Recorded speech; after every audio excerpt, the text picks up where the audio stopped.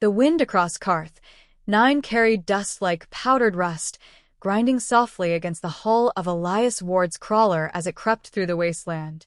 The world was dead long before he arrived, mines gutted, cities emptied, skies a dull bruise that never healed.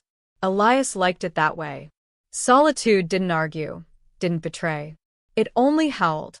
His scanner flickered across the dunes, pinging debris fields left from the evacuation years ago. Most days yielded nothing but scrap plating and broken servos, the currency of forgotten wars. Today, though, the console hissed with a sharp, rhythmic pulse, steady, artificial, alive. He frowned. No beacon should still broadcast on a planet abandoned for decades. He maneuvered toward the source, the crawler's lights cutting through red mist until a shape resolved beneath the sand. Metal glinted in jagged crescents, half buried but intact. Elias cut the engine and stepped out, boots crunching over glass soil. The object was no mining pod, no colony escape capsule. Sleek curves of polished alloy, unfamiliar symbols etched along its frame. It looked older than anything human industry ever built. He knelt, brushing dust away until his gloves struck a faint seam. A transparent panel blinked with the dim blue of a heartbeat monitor. Hell, he muttered, cycling through languages on his wrist scanner. None matched, but the vitals readouts were unmistakable. There was someone inside. For a long moment he just stared. Salvage protocol was simple. Report, mark, wait for retrieval. But command chains were ghosts now, and no one ever came for the wrecks he found. He could leave the pod here, pretend he never saw it. Yet something about that faint pulse felt like a plea. Against all logic, he hauled the cutter from his belt and pried open the half-sealed hatch. A hiss of cold vapor escaped, curling around his helmet. Inside, curled beneath a frost-coated canopy, was a human woman, skin pale as the moon's, hair drifting weightless in the thawing mist. Elias blinked. "No way," he whispered. There hadn't been any colonists here in 30 years, and certainly not one sleeping in a pod that predated the colony itself. He tapped the panel.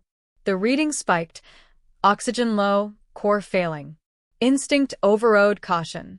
He pulled the emergency leads from his own suit and hooked them to the pod's intake. Power drained from his crawler's reserves, systems groaning in protest, but the pulse steadied. Slowly, her eyes fluttered open. They were silver, unsettling, almost luminescent. She tried to speak, but the air caught in her throat. Elias unlatched his helmet, letting the cold sting his face. "Easy," he said, handing her a ration packet. "Eat. "You'll need it." She stared at the food as if it were sacred. Her hands trembled when she took it, movements graceful yet unfamiliar, like someone imitating humanity from memory. She tasted it, then looked up at him with something between awe and sorrow. He expected fear or confusion, maybe gratitude. What came instead was a whisper, soft but clear enough to freeze the desert wind. "The crown of Eldra thanks you." Elias's jaw tightened. The name stirred an echo from childhood stories told by tired soldiers around campfires, tales of a lost empire beyond the rim, ruled by beings who vanished before humans crossed the stars. Myths, all of it. Yet here she was, breathing that myth into existence. He stepped back, heart thudding. "Where did you hear that word?" She blinked, uncomprehending. Her lips formed shapes his translator couldn't process. The pod beside them flickered with alien runes before going dark entirely, like a tomb finally spent. The silence pressed heavy. He could feel the planet watching, the weight of history clawing its way out of the dust. Whatever she was, whatever she represented, every instinct told him to walk away. He'd survived this long by keeping clear of other people's mysteries.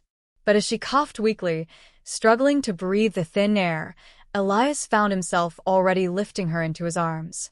Her body was lighter than expected, fragile but warm.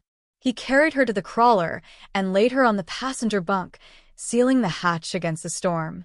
His AI interface flickered to life. KR-7, voice dry as always.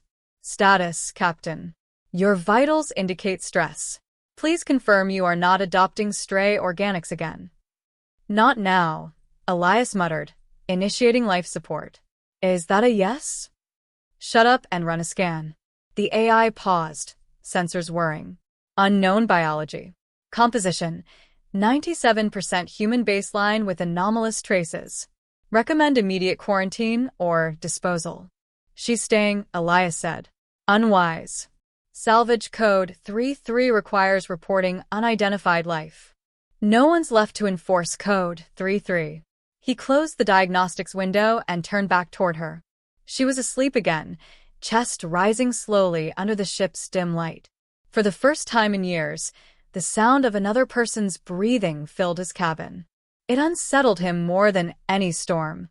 Outside, lightning crawled across the horizon, briefly illuminating the wasteland.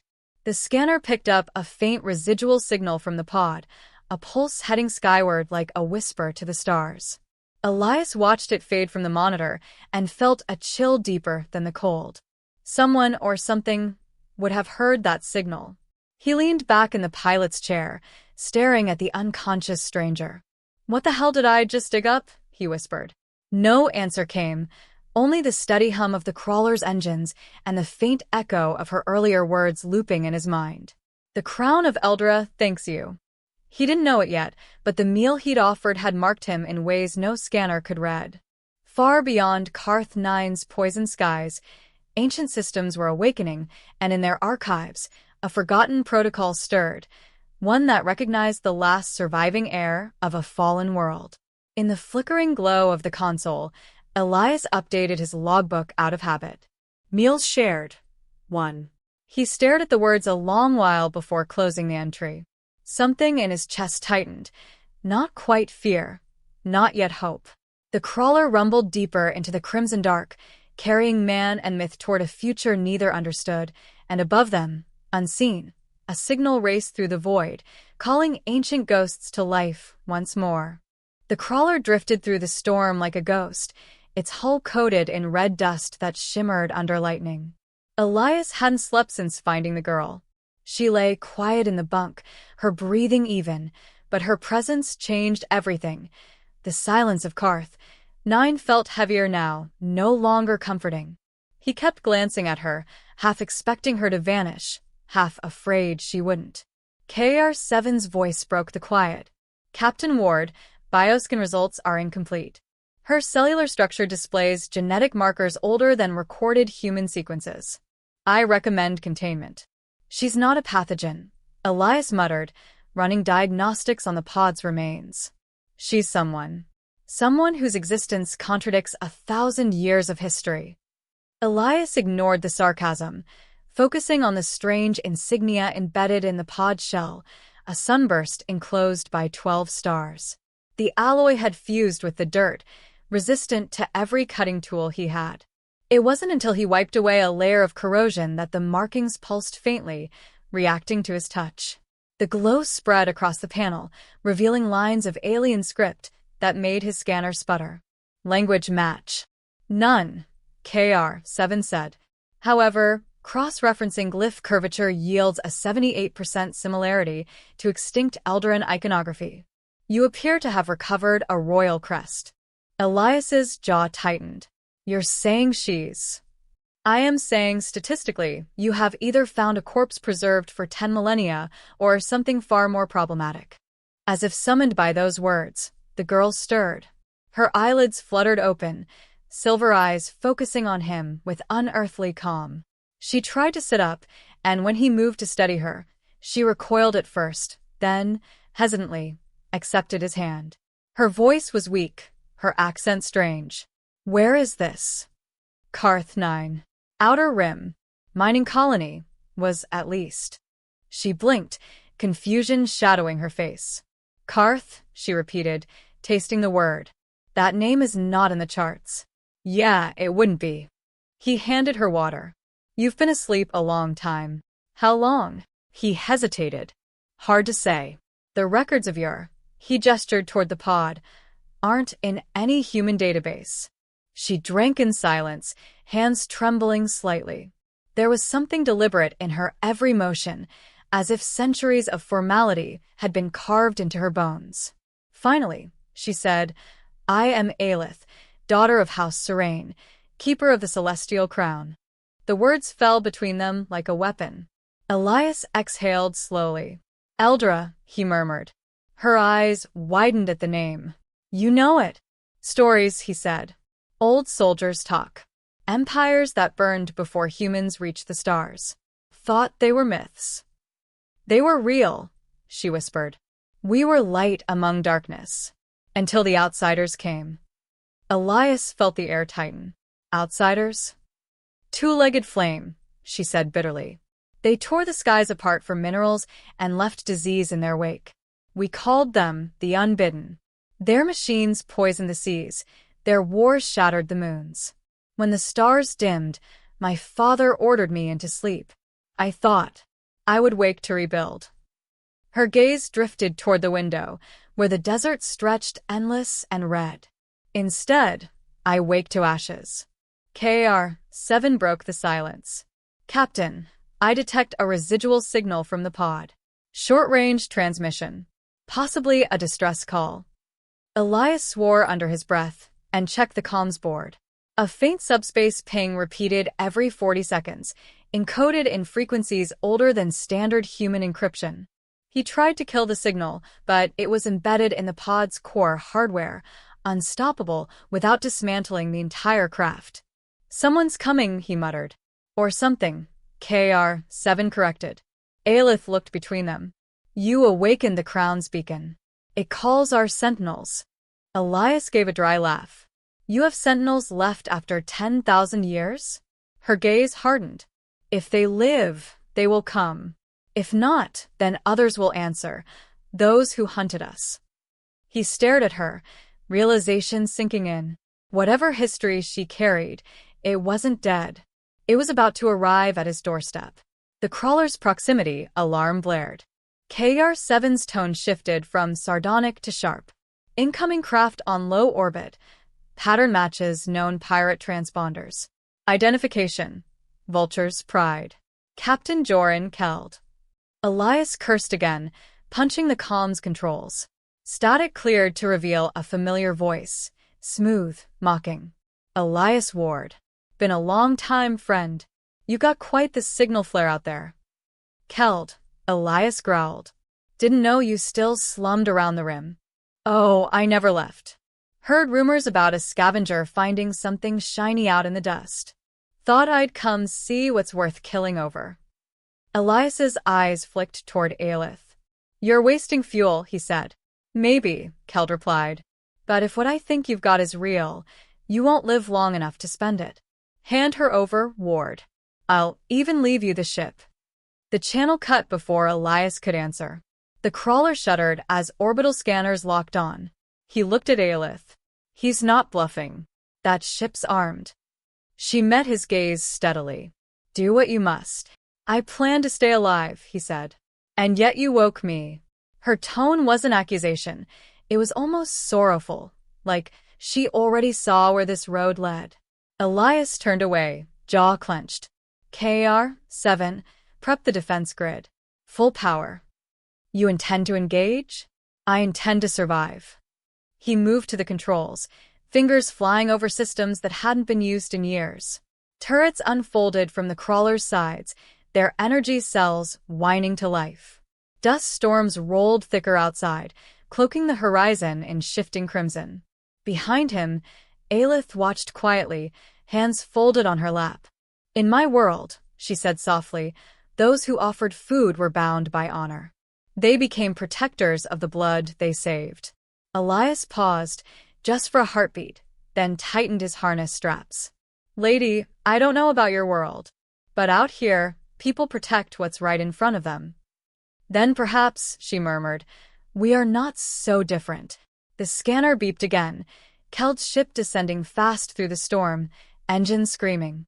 Elias's pulse steadied, the soldiers' calm returning after years of disuse. KR-7, lock on target. Targets locked. Probability of survival, 16%. Good enough, he said. Lightning split the horizon as the Vulture's Pride broke through the clouds, hull gleaming like the blade of a giant knife. The desert swallowed the sound of its descent. Elias's hands hovered over the trigger, his reflection flickering across the console. One man standing between a ghost of an empire and the greed of the living. For a fleeting second, he thought of the moment he'd handed her that meal. A simple act, meaningless then. Now it felt like the hinge of something far larger. The ship roared closer. The ground trembled. Elias took a breath. "Guest dinner's over," he said quietly. And outside, the first shots lit the crimson storm. The first barrage struck before Elias could finish calibrating the defense grid. The Vulture's pride dropped through the storm, scattering crimson sand in waves that rattled the crawler's hull. Explosions tore into the dunes, lighting up the night with white fire. He braced himself against the console as warning lights bled red across every panel. "KR-7, redirect power to the turrets," he barked. "Reallocation complete," the AI replied. "I calculate a 38% chance we last 5 minutes. Then we make those minutes expensive." Elias swung the crawler around, activating external defenses. Old mining drones burst from their charging bays and rose into the storm, their mechanical limbs repurposed with jury-rigged blasters. The first wave of Keld's assault drones came screaming down through the wind, sleek black spheres slicing through the dust. The moment they entered range, Elias fired. Energy bolts cracked the darkness, shredding half the attackers in a burst of white heat. The rest adjusted formation, circling. They returned fire, hammering the crawler's shields until the metal screamed. Elias gritted his teeth and rolled the crawler into a ravine, using the terrain to buy seconds. Aelith gripped the frame beside her seat, her eyes luminous in the dim light. "They will not stop." "Neither will I," Elias said, flipping another switch. He wasn't fighting for glory. He was fighting for air, for the chance to make sense of what fate had dropped in his path. Through the crackling static, Keld's voice cut in again. "Ward, you can't win this. You've got half a corpse and a pile of scrap. Let her go, and I'll pretend you died quick." Elias didn't reply. He aimed for the ship's underbelly as it skimmed low and fired a concentrated blast from the crawler's mining laser. The beam ripped across the Vulture's pride's lower hull, punching through armor plating and igniting a fuel conduit. A roaring column of flame shot skyward. KR-7 sounded almost impressed. "Impact confirmed. Enemy vessel sustaining critical loss." "Don't celebrate," Elias muttered. "He's got more." And indeed, more came. Smaller drop pods detached from the wounded ship, slamming into the dunes like falling meteors. Keld's mercenaries poured out, dark figures moving with precision, their armor glinting in the lightning. Elias grabbed his rifle, slung it over his shoulder, and stepped out into the storm. The wind hit like a furnace, tearing at his coat. He crouched behind a ridge and fired at the advancing shapes. Each shot burned through the dust, lighting silhouettes that fell, one after another. But for every one he dropped, 2 more emerged. Behind him, Aelith appeared at the crawler's hatch. "You cannot fight an army alone." Elias reloaded. "I can try." She stepped closer, ignoring the chaos. "Your courage is reckless," she said quietly, almost to herself. Then, lifting her hand, she pressed her palm against the air. Symbols flared briefly along her skin, lines of light that pulsed with an energy he'd never seen. A wave of distortion rippled across the battlefield. The storm responded. The wind shifted, swirling into a vortex that tore through the ranks of the attackers. Sand and lightning fused into a blinding tempest. The mercenaries staggered, their weapons faltering under interference. Elias turned, eyes wide. "What did you just do?" "I called the storm," she said simply. This world still remembers the language of the crown. He didn't have time to question it. A plasma bolt seared past him, grazing his shoulder. He spun and returned fire, catching the shooter mid-stride. Pain burned through his arm, but he forced himself to stay upright. Keld's voice crackled over the comms again, ragged with anger. "You think that relic will save you? She's a myth, Ward. Nothing but a corpse with tricks left in her blood." Elias's hand tightened on the trigger. "Guess we'll test that theory." He advanced through the storm, using the chaos Aelith had unleashed. The mercenaries' lines broke. Some fled toward their ship. Others turned their weapons on each other, blinded by static and panic. When Elias reached the heart of the skirmish, Keld himself emerged from the wreckage of a pod, armor gleaming, rifle steady. The two men faced each other across the swirling dust, old soldiers who'd traded loyalty for survival long ago. "You could have sold her," Keld shouted over the wind. "You'd be rich enough to buy your own world." Elias steadied his rifle. "Maybe I've had enough of owning things." Keld fired first. Elias ducked behind a dune, returned fire, and advanced. The duel was brutal and close, each man driven by different ghosts. Keld fought for greed, Elias for something he couldn't yet name. Lightning struck nearby, hurling both men to the ground. When Elias rose, Keld's visor was cracked, his expression twisted with rage. "She's going to destroy you," Keld spat. Elias fired once. The shot hit clean. Keld fell back into the sand, silent. The storm began to fade, leaving behind wreckage and the acrid scent of scorched metal. Elias stood still, breathing hard, until the world settled into quiet again. Then he stumbled back toward the crawler, clutching his shoulder. Inside, Aelith waited by the console. She moved to steady him, her touch warm against his cold armor. "You bleed," she said softly. "Not the first time." She looked at him with something like wonder. "You protect me without knowing what I am." "I don't need to know," he said. "You needed help." For a long moment, neither spoke. Outside, fire burned across the dunes, painting the clouds orange. The crawler sensors detected the vulture's pride lifting, wounded but alive, retreating into the storm. "They'll be back," Elias said. "Perhaps," she replied. "But the signal has already been sent. Others will come. Those who remember me." He leaned against the console, exhaustion dragging at him. "You mean your people?" "Not people," she said quietly. "Machines built to guard a dying empire. They will not understand mercy." He met her gaze, the pieces falling into place. "You mean they'll see me as the enemy?" Her eyes lowered. "You awakened the crown, Elias Ward. Now its inheritance awakens with it." He laughed once, a bitter sound. "Story of my life." Lightning flashed again, distant now. KR-7's voice broke the silence. "Captain, long-range sensors detect movement in orbit. Multiple signatures. Non-human design." Aelith's expression changed, something between fear and relief. "The Sentinels have answered." Elias turned toward the window, watching the faint streaks of light descending through the upper atmosphere. "Guess we're not done yet." He sank into the pilot's chair, blood drying on his sleeve, eyes fixed on the heavens where new lights bloomed like awakening stars. Somewhere beyond the clouds, an ancient empire was stirring, and a scavenger who'd only wanted to survive now found himself standing at the fault line of history. For a moment, neither spoke. The hum of the engines filled the silence, steady and human in the face of something vast. Then Aelith whispered, almost to herself, "The last war has not forgotten its debts." Elias exhaled, the storm still echoing in his bones. "Then we'd better remind it what humanity looks like." Outside, the lights in the sky multiplied.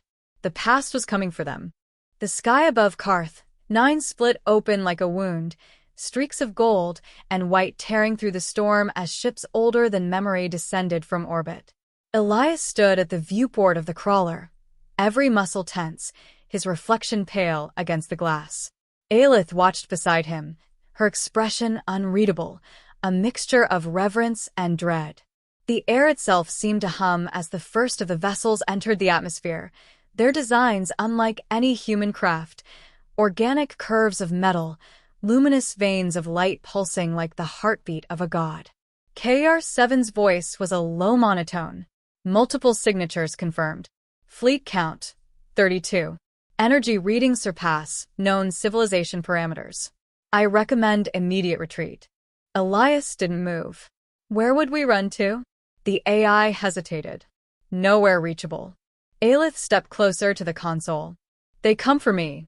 For the blood that remains. Then what happens to me? Elias asked quietly. You saved the heir of Eldra, she said. That act binds you to the crown. They will not harm you if I command it. Comforting, he muttered, checking the crawler's failing power reserves.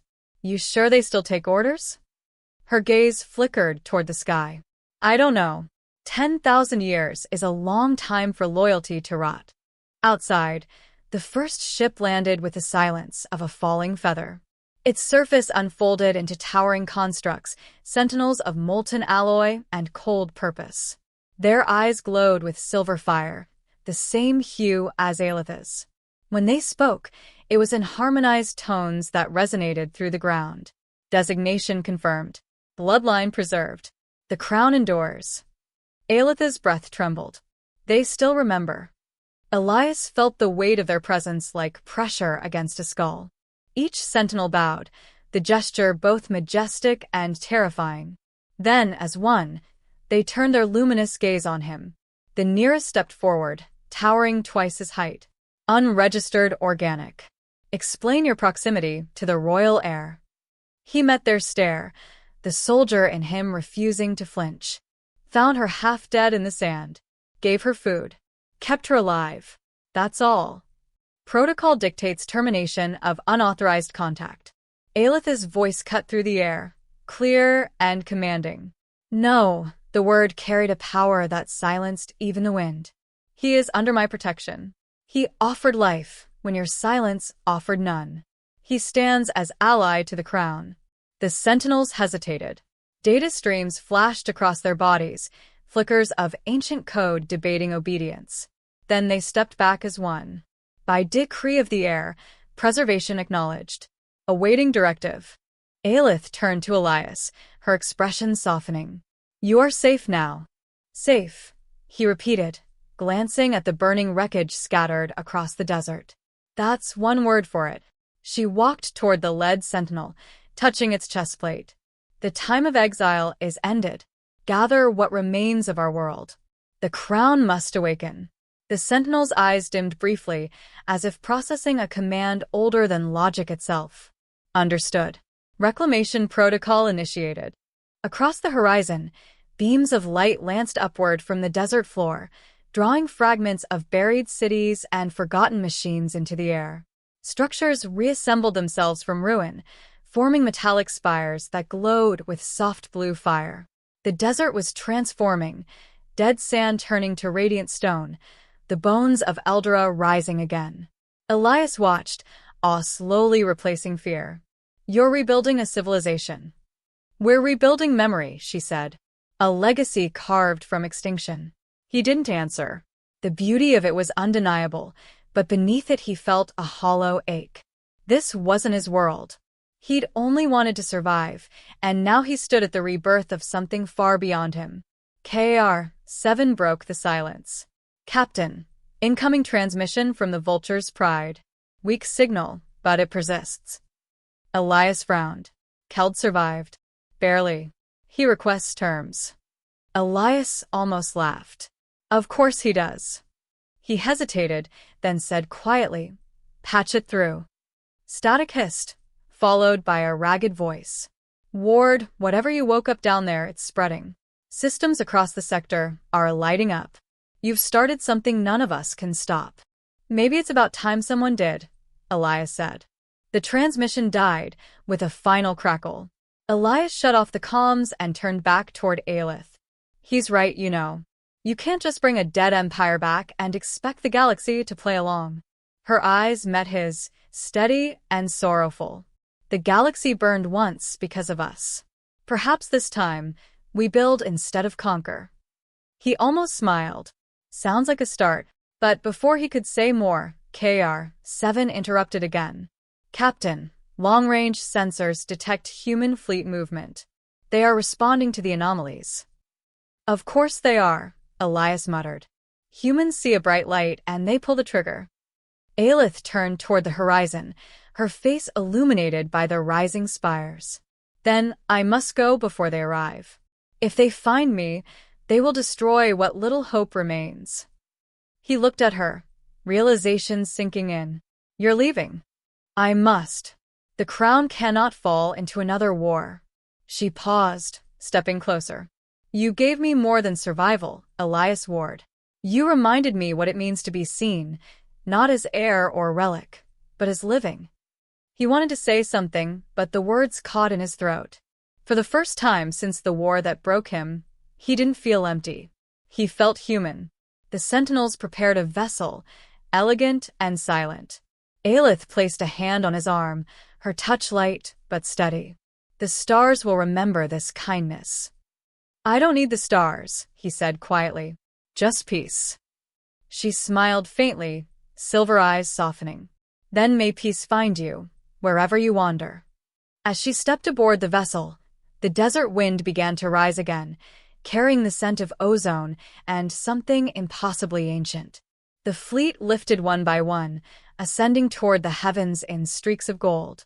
Elias stood alone, watching until the last light vanished into the dark. Silence returned to Karth, 9, but it wasn't the old silence. It was something cleaner, full of promise. He returned to the crawler, sank into the pilot's seat, and opened his worn logbook. Meals shared. 1. He stared at the words for a long while, then added a line beneath it. Worlds changed. 1. The engines hummed to life, breaking the stillness. KR-7 spoke softly, almost curious. Destination, Captain? Elias looked at the horizon where the sand met the stars. Forward, he said. The crawler rolled into the distance, leaving behind the ruins of war and the rebirth of legend. Above him, the night sky shimmered faintly with lingering trails of golden light, like the memory of a promise kept. And somewhere beyond that vast silence, the last princess of a lost world whispered his name to the stars that would now remember humanity not for its wars, but for one man who shared a meal.